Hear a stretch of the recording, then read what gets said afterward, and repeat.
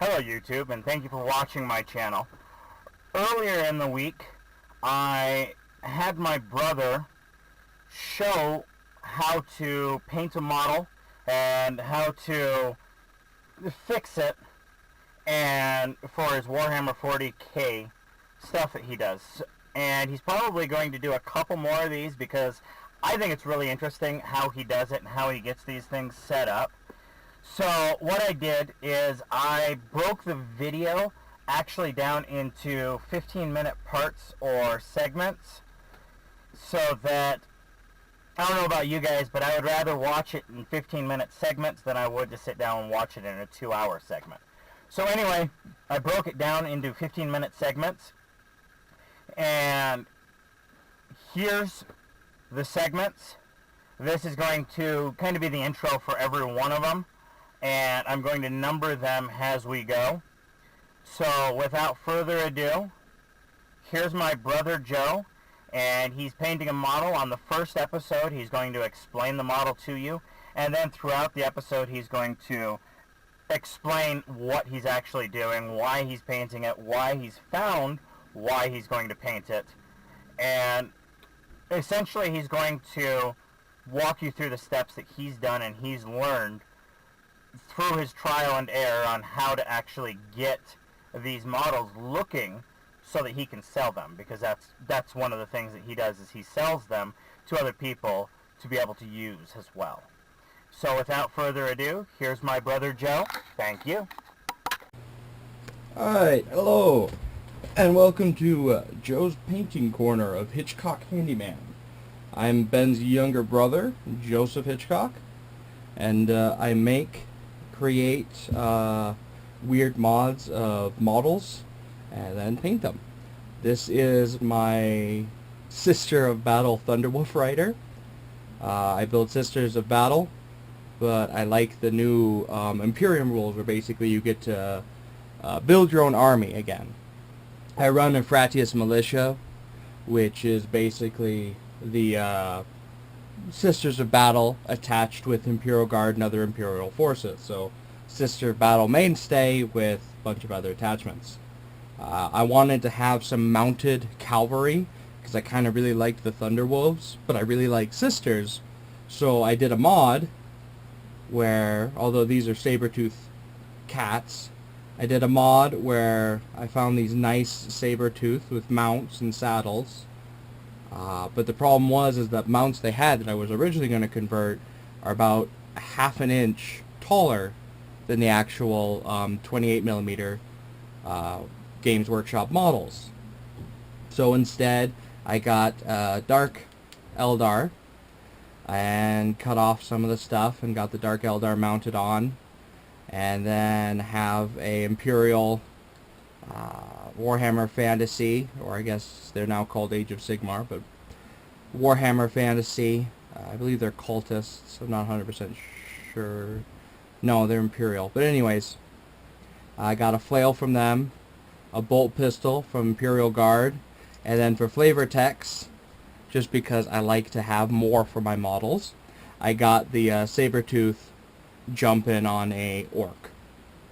Now I'm going to paint this. This is the first one of my squad. I'm probably going to slaughter the name because it's Scottish, and while I'm dating a Scot, that doesn't exactly mean that I've got the language down. But I think it's pronounced Ebe. Or Ib. It's got the A like an Azier, but then it has BBE, so I'm not 100% sure how to pronounce that. If any of you watch this know how to pronounce that, or heck, next time I'll probably talk to her and ask, how do I pronounce that? But I like to name and base all of my models, but now we're going to get started painting. Now, this model, the mounts, I base off of my friend's Tattered Thistle squad. Now, the Tattered Thistle have gray armor, and for that I will use Layer Dawnstone. And then I always put and take, doesn't matter what type. This was about, I think, $2.50 is why I got it. But I take a little BB, Make sure it's not copper plated, because the copper plate will actually come off into the paint and it will ruin and taint your paints. But I always take 2 to 3 of the little BBs and then drop them in, so that way they're easier to shake, because those little BBs will come through and break up and make sure that the paint stays good. As you can see, I use a bunch of different types of paint because I'm not bought down to thinking that one paint is better than all the others. I just like cost effectiveness in paint. Citadel is probably one of the, I wouldn't say one of the best, but it's the oldest one I've been using, and I've been using it probably the most just because I've been doing Warhammer 40k. Technically Battlefleet Gothic was my first, but Warhammer 40k from then. Model Master, I also think is pretty good, but it has a problem of the lids sticking. So whenever you first open it, make sure you put BBs in it, because you can actually break down the gunk at the lid by smacking those BBs against it, and it makes it much easier to open again. But anyways, we're going to paint the armor first, and I'm going to use my Layer Dawnstone for that. I use a variety of different paintbrushes. These paintbrushes were actually bought for me by my brother. They are, see if I can find one that the name hasn't been rubbed off, because how often I use it. Here we go. I can't pronounce French, but there, you can see their name there. They're really nice. They've been really nice detail brushes. But I use a variety of brushes, because mainly best thing about brushes, when they start to get worn out or frayed, you can take your little X-Acto knife or scissors, cut it up a little bit, and you've got some more paintbrush. So no, I don't like gunk because it builds up on the paintbrush. Now, I've been playing Sisters of Battle for a good chunk. They're my favorite army. I feel they tend to get forgotten the most out of all of the army battles. I'm a little depressed that all we've got for a codex right now is a digital one. You know, it's nice that, you know, at least they finally got us a codex. We've been basically codex-less since 3rd edition. So finally, I believe we're in 8th edition now? 8th edition, they finally got us a codex again. So it's kind of hard to whine. They finally got us one. But, oh, looks like we got something that shouldn't be there.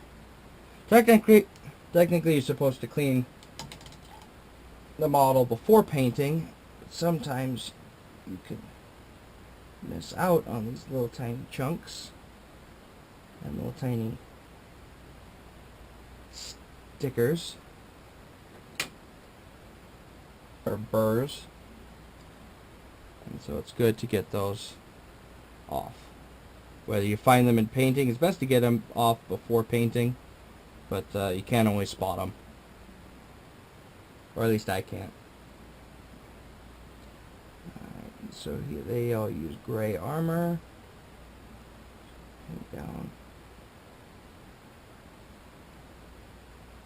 I really like the Dark Eldar line, because unlike a lot of the others, they're really good for, one, converting into sisters, because they're one of the few other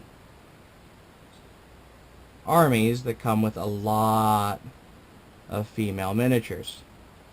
And while I've gotten used to green stuffing breasts onto models, or basically using polymer to make them look more feminine, it is so much easier and nicer when you don't have to. I like to make my army a little bit more diverse, so a lot of my Imperial Guardsmen are actually female as well, as you'll see in other videos as I get to being able to paint those.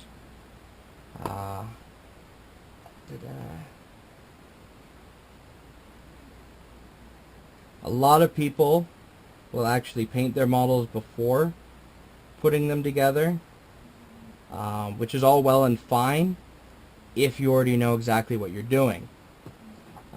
Problem is, a lot of the times with conversions, you don't exactly know what you're doing until you've glued the dang thing onto the conversion. And so you got to get a little bit more skilled at getting into the cracks, crevices, and making sure your model looks like how you want it to look. Now, there's a whole bunch of different primers. The primers tend to add color to the model, mostly because what's underneath will show out through it. Like white primer makes colors a little bit more brighter and clearer because it has that white base. Black will make them a lot darker. And I also know a lot of people who like to use black because if you miss a part of the painting the model, as well as the way that GW trains its people to paint their models, that black gives it shadow. So that way it's the black crevices underneath and stuff, and so it can make your model a little bit more three-dimensional.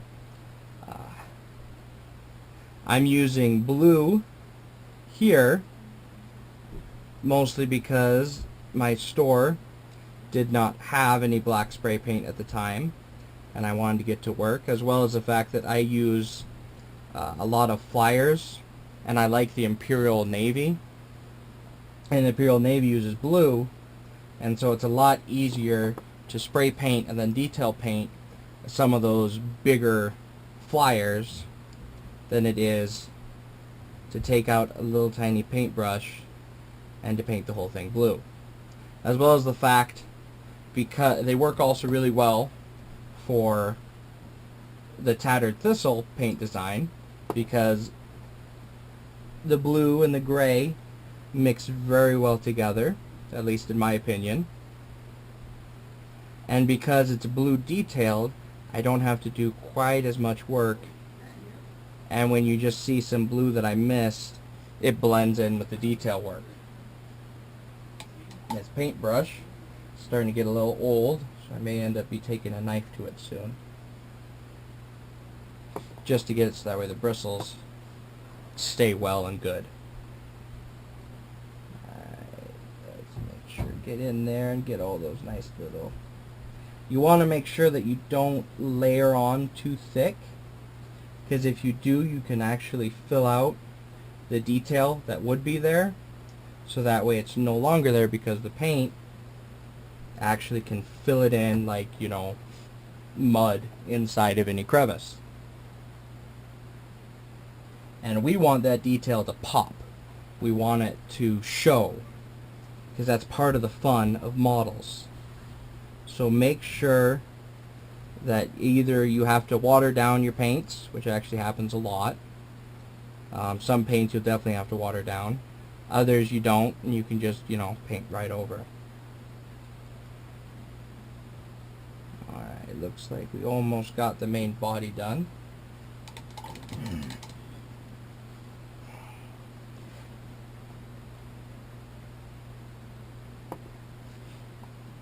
Do do do do.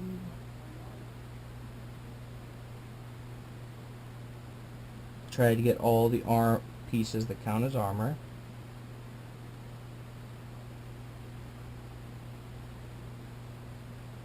That one's a little thick. There we go. Paint that nice collar there.